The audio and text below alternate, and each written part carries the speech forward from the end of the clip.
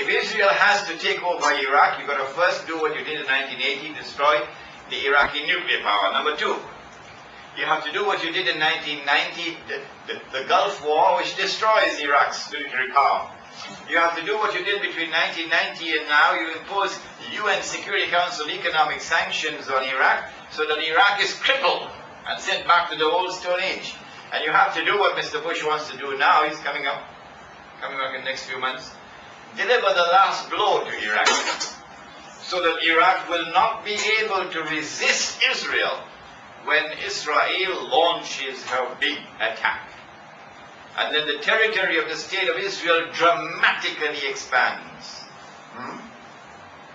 I don't have the time, but there's so much more I could have spoken on this subject, a Muslim response to the attack on America, but we don't have the time. When Israel launches that attack and the territory of the state expands dramatically, then Israel can export the Palestinian population out very easily.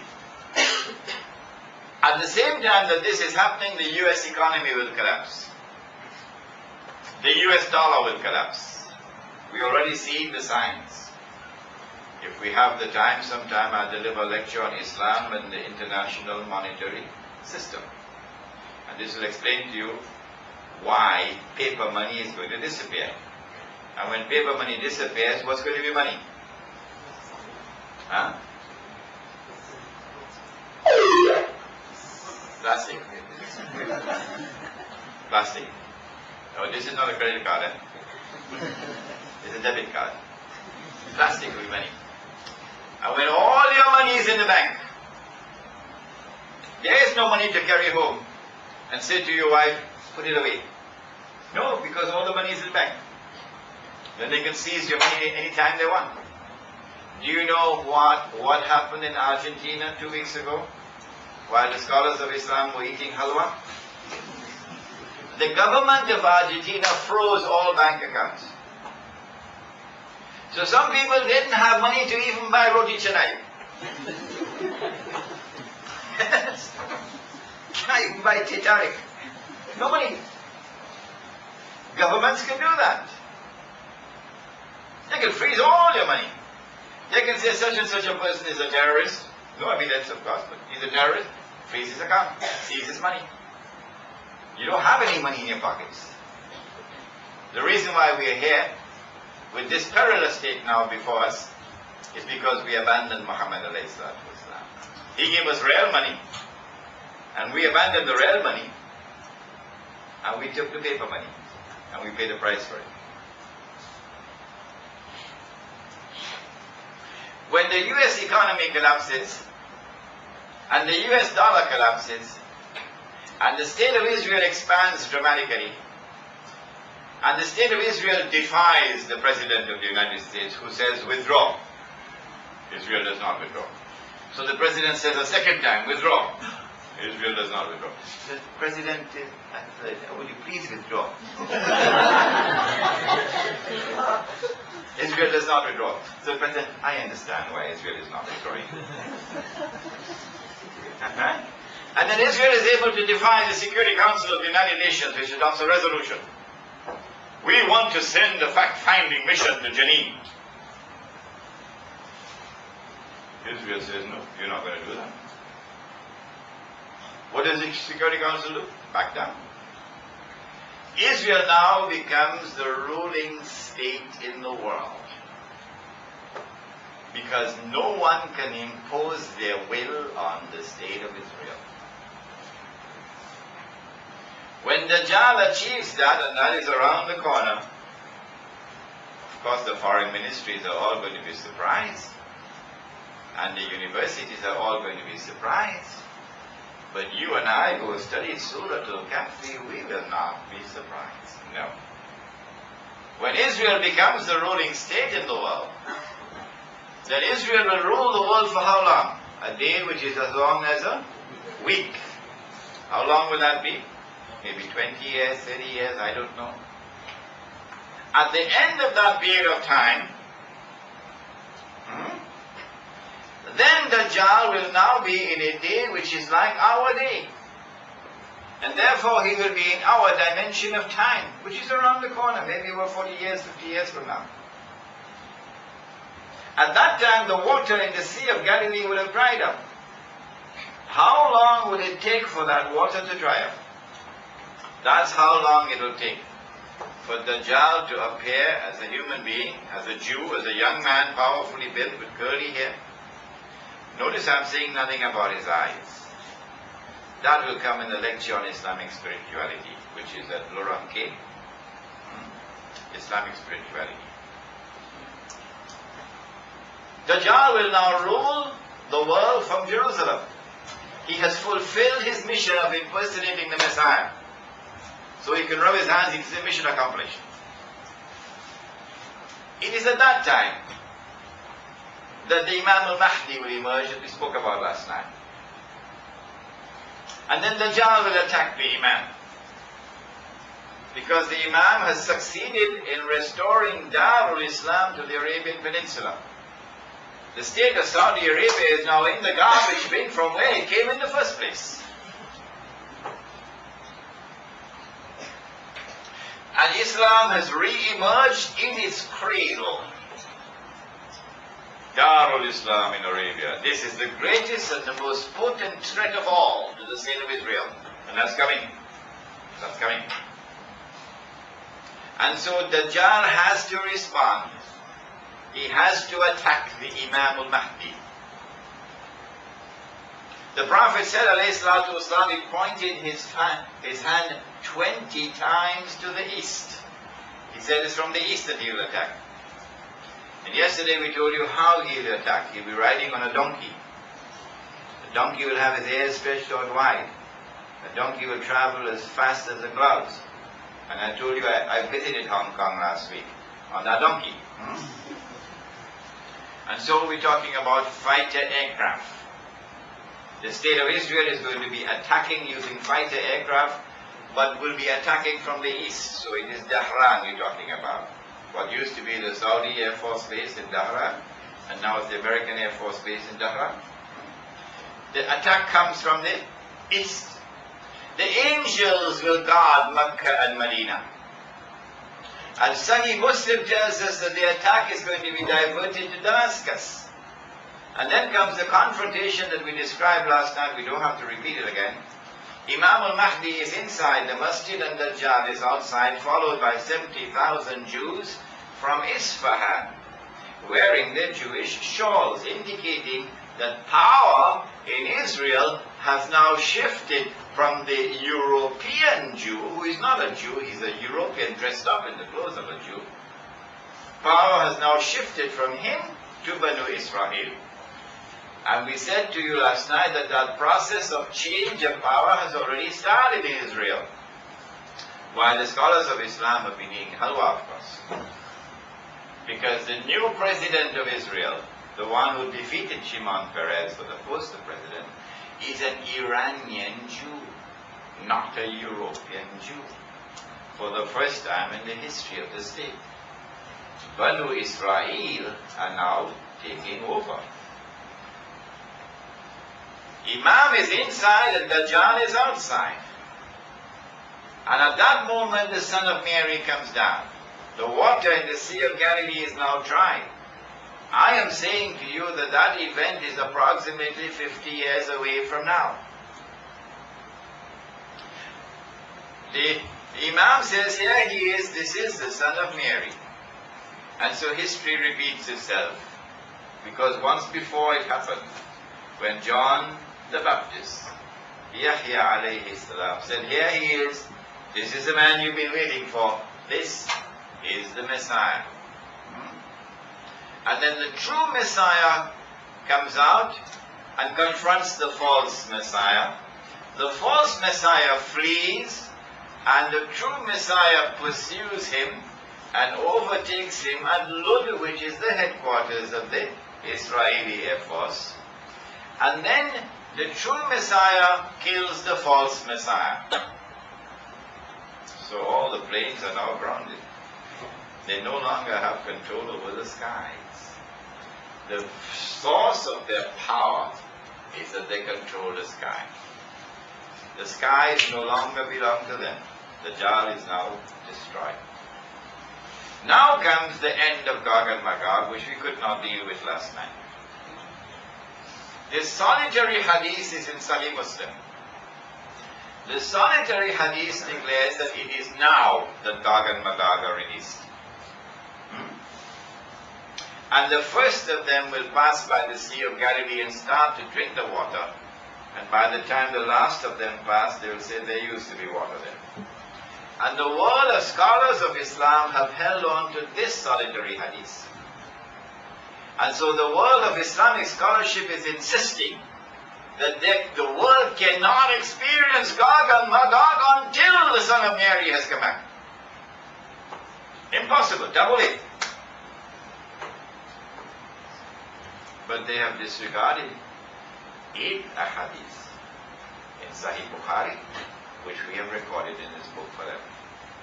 They're going to have to respond to this book.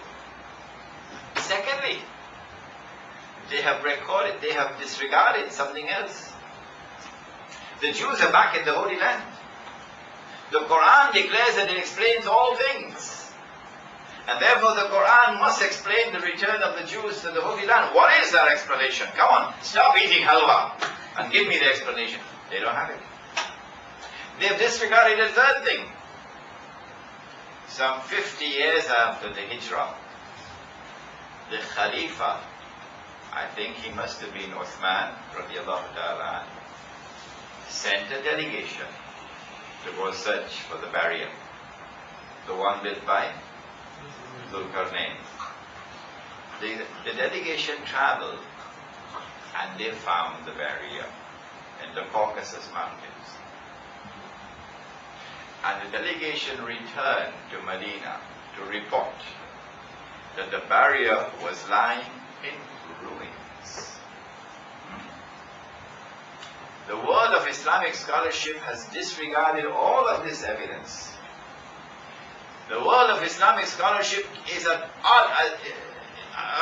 its wit ends to try to explain the phenomenon of globalization, which is taking place in the world today. The explanation is Gog and Magog, but they cannot give that explanation because they're waiting for the Son of Mary to come back. And only when the Son of Mary comes back, only then will Gog and Magog be released. That's the predicament. How have I dealt with this hadith?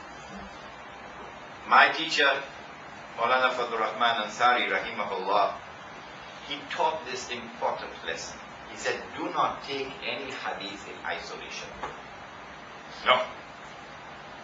You must try to locate it in the entire body of information that you have on a particular subject. Then try to locate the thread which binds all of these verses of this Quran, all of these hadiths into a whole. And then seek to understand this hadith. When I do that, then the understanding that I have derived, and Allah knows best, is that after the true Messiah has killed the false Messiah, it is at that time that the last wave of Gog and Magog will be released. And when they pass by the Sea of Galilee, they see it dry. So they say there used to be water here. They then pursue the true Messiah, Isa alayhi salam. And the true Messiah flees to Jerusalem. The hadith mentions Jerusalem, Baytul Maqdis. And when he reaches Jerusalem, then Allah speaks to him and says to him, go up the mountain, which is a mountain in Baytul Maqdis. When he goes up the mountain, then Gog and Magog surround the mountain. And they say, we have killed those who are on the earth. Now let us kill those who are in the heavens. And they shoot their arrows up into the sky. And Allah allows the arrows to come back down with blood on them. I can't explain that. There is a young man here or a young woman here who may be blessed with this knowledge tomorrow to understand this hadith. And you come and you stand on this platform and you teach this subject, and you then explain to the people what I am incapable of explaining now. Isa alayhi salam has the believers with him up the mountain, and they suffer terribly. Terrible suffering. One head of an ox on his wood is more valuable to them than the world and all it contains, because there's great hunger up there.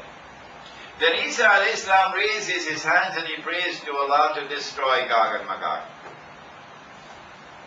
If you're wearing blue jeans, listen to the answer now. Allah subhanahu wa ta'ala responds to that. Chairman wearing blue jeans? No. I refer to blue jeans because this is the most visible symbol of the global society, the emergence of globalization. That everybody in blue jeans, even grandma in blue jeans, priest in blue jeans, rabbi in blue jeans, sheikh in blue jeans, hijab on the top, blue jeans below and so on. Chinese in blue jeans, Pakistanis in blue jeans, Arabs in blue jeans, even the Malay in blue jeans. This is the global society. So I use the blue jeans because it's the most visible symbol.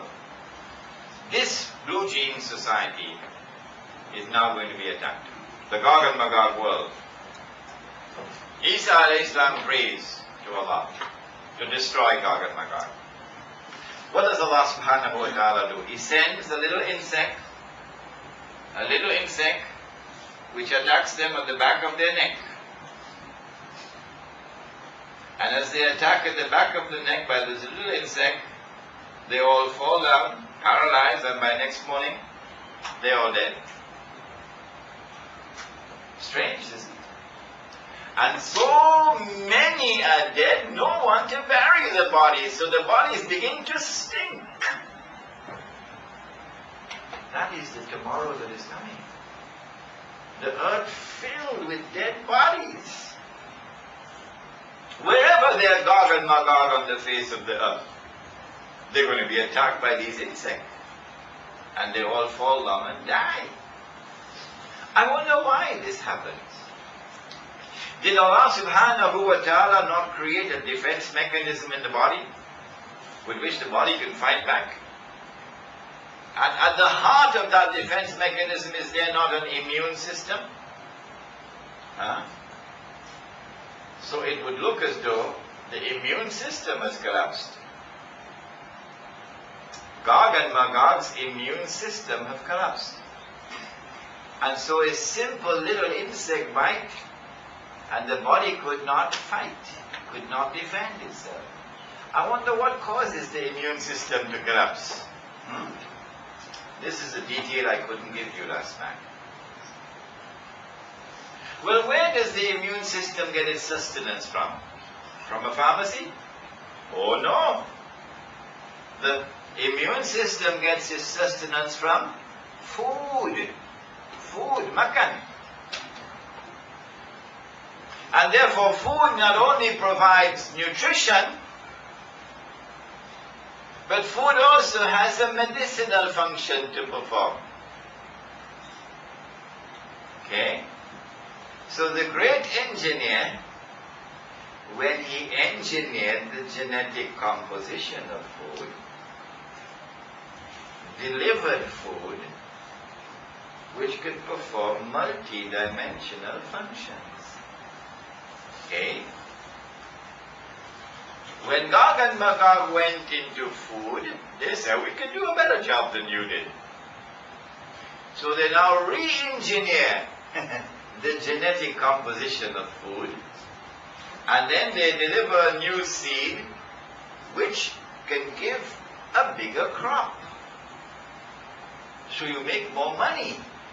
Every farmer in the world now wants the genetically re-engineered seeds because it's a bigger crop. I mean, you've done a better job than God did. You make more money as well. But as you eat the new genetically re-engineered food, if you don't believe me, go ahead and eat it. No, I'm going to stop you. As you eat the new genetically re-engineered food, and which is precisely what the supermarkets are selling, As you drink the milk from animals which have been injected with hormone injections, you don't believe me? Go ahead and drink it. I'm not stopping you. As you eat the meat from animals which have been injected with hormone injections and which have been fed with genetically re-engineered feed, as you drink that milk and you eat that meat and you eat these vegetables, you get sustenance which provides nutrition, yes. But can it function medicinally? No. Because you have disturbed the internal composition of the food. And as you eat this food, the immune system grows weaker and weaker. Now the body can no longer fight on its own. And so the doctors have to prescribe something called look at that, you've heard about it in Singapore. Look at that. Something called antibiotics. So that the body can be assisted. The antibiotics assist the body in fighting disease. But notice that as time passes by, the doctor has to be prescribing stronger and stronger antibiotics, and you're shaking your head. So you know what I'm talking about. Until eventually the immune system has collapsed. That is the tomorrow which lies waiting for those who abandon Muhammad alayhi salatu wasalam. Meaning, they not only abandon the money which is sunnah. If you differ with me, wait, we have an appointment before Allah. If you differ with me, we have an appointment before Allah. I hope you hold on to your position as staunchly as you do now when you stand before Allah. We abandon the money which is sunnah, and we accept the paper money, and we abandon the food which is sunnah, and we accept this genetically re-engineered food, secular food. And this is why they all fall down and paralyzed, and by next morning they are all dead. This now is the end of Gog and Magog. The world order now collapses. Those who control the world no longer control the world. But Francis Fukuyama didn't know about that when he wrote The End of History. It is now that the Muslim army will come out of Khorasan. And the Prophet said, when you see the black flags coming out of Khorasan, go and join that army, even if you have to crawl over ice. Because no one will be able to stop that army until it reaches Jerusalem. This hadith is in the Sunan of Tirmizi. It's the only hadith I have quoted which is not in Bukhari and not in Muslim.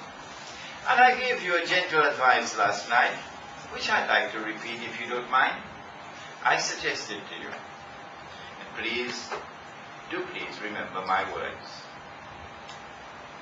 When you search for the one who would be a guide to you, who would be a teacher to you, whose judgment you're going to trust. When you search for a leader, for a teacher, for a guide, ask yourself, is this the kind of man who will crawl over ice to go and join that army, which will liberate the Holy Land? If this is not that kind of man, then let me go search for someone else. Gog and Magog are now destroyed. The Muslim army comes from Khorasan, and the Muslim army destroys the state of Israel, liberates the Holy Land. Islam becomes the ruling state now in the Holy Land, and Islam becomes the ruling state in the world. Meaning, the Islamic State in the Holy Land can impose its will on every rival, on any rival. And the son of Mary now rules the world from Jerusalem. This is about 50 years away from today. But between now and then, we're going to face the worst oppression ever in our history. What do we do during these 50 years or so? Remember, I'm making a guess. I'm saying that it'll take probably about 50 years for the water to dry up. It's a guess. I can be wrong. But during this time, oppression will be greater and greater.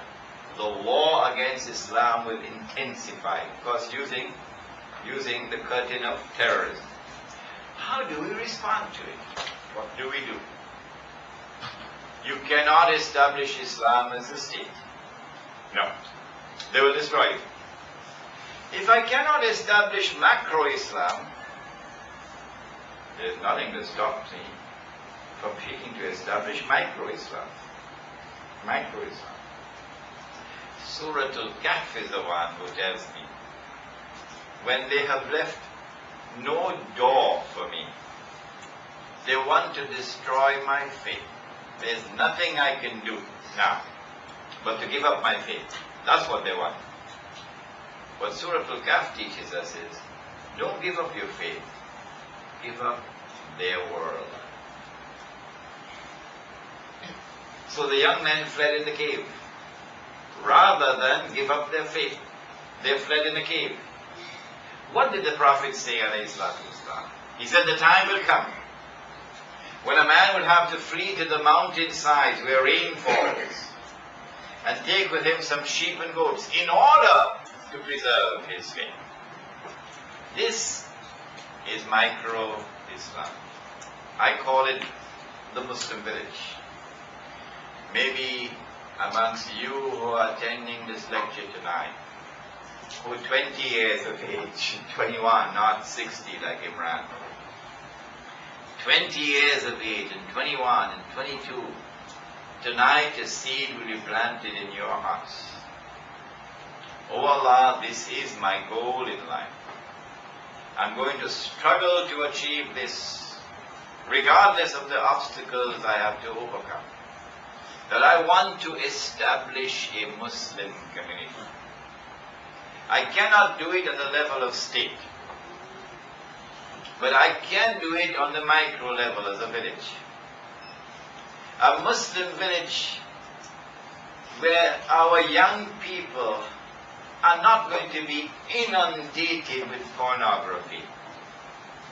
Inundated with pornography every time they go on the internet. A village where women are going to be in hijab. You're not going to see any woman walking around in this village half naked and three-quarter naked. A village which will produce its own food. So the children who are growing up in this village are going to be healthy, no supermarket food. And our own milk, no hormone injections, and our own meat. No genetically re-engineered feed for our animals. They call this organic farming. We can even export our produce. If you want to establish the Muslim village, you want to establish Islam in the Muslim village, you want to survive the storm of Gog and Magog, you want to survive this relentless oppression of the world today. In order for Allah to protect you, you have to do something. The Prophet said, sallallahu ta'ala alayhi wasallam, he said, I leave behind me two things. So long as you hold on to them, you'll never go astray. I leave behind me the Book of Allah and my Sunnah. Al-Arkam in Malaysia did not pay sufficient attention to this. The Book of Allah and my Sunnah. If you have a religious practice which is not based on the Quran, which is not based on the Sunnah, then regardless of how beneficial it may be,